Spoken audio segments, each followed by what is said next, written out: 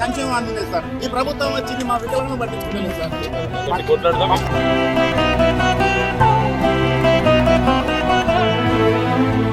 కన్నీరు కాస్తున్నాయి ముఖ్యమంత్రి ఓట్ల కోసం లేకుండా 8% ఉన్నాము. మరి మా హక్కుల కాలర్ ఎందుకు రాస్తున్నాం?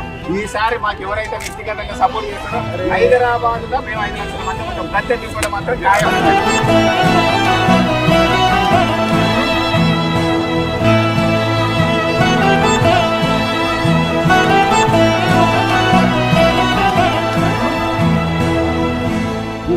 రాష్ట్రంలోని దాదాపు 6.5-7 లక్షల మంది దివ్యాంగులు ఉన్నారు.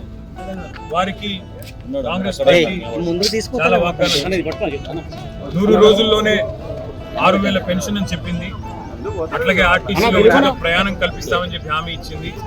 అట్లాగే బ్యాక్లాగ్ పోస్టుల విషయంలో కానీ చదువుల విషయంలో కానీ చాలా వాగ్దానాలు వారి అభయహస్తం మేనిఫెస్టోలో చాలా వివరంగా ఇచ్చారు. అవన్నీ కూడా ఇవాళ మా సోదరుల దగ్గర చాలా వివరంగా వారి ఫోన్లలో వారి మనసుల్లో ముద్రించుకొని పోయి ఇవాళ నిజానికి శారీరకంగా తెల్లారి లేస్తే అవస్థలు పడే దివ్యాంగులు వారు కోరుతున్నది ప్రత్యేకంగా కొత్తగా ఏమీ లేదు. కాంగ్రెస్ ఇచ్చిన హామీలు నిలబెట్టుకోవాలని, కాంగ్రెస్ పార్టీగా ఇచ్చిన హామీలు వెంటనే అమలు చేయాలని వారి వాళ్ళ అసెంబ్లీలోకి నిజానికి రావాలని ప్రయత్నం చేశారు. నేను అడిగాను, అసెంబ్లీలో లోపలికి రానియండి, మా లెజిస్లేచర్ పార్టీ ఆఫీస్లో కలుద్దాము, వారు బయట రోడ్ల మీద కలవడం కరెక్ట్ కాదు అని. కానీ వీళ్ళందరూ వస్తే మాకేదో ఇబ్బంది అవుతుంది, వాళ్ళు వద్దు అని చెప్పి పాసులు కూడా ఇవ్వకుండా సతాయిస్తే ఇక్కడ నడి రోడ్డు మీద వారందరినీ ఇక్కడ కలవాల్సిన దుస్థితి ఈ రాష్ట్రంలో ఈరోజు. దివ్యాంగుల గురించి అన్నాడు కళ్ళబొల్లి కబుర్లు చెప్పి ఓట్లు పొంది ఇవాళ గద్దెనెక్కిన కాంగ్రెస్ పార్టీని మేము ఈ బడ్జెట్ సెషన్లో శాసనసభలో కూడా నిలదీస్తాము, అడుగుతాం. 6,000 పెన్షన్ ఎందుకు ఇంకా ఇవ్వట్లేదు?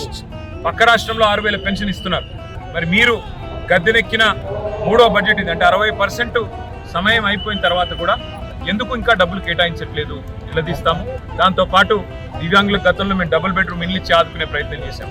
ప్రతి దానిలో కోటా పెట్టి వారిని ఆదుకునే ప్రయత్నం చేశాము.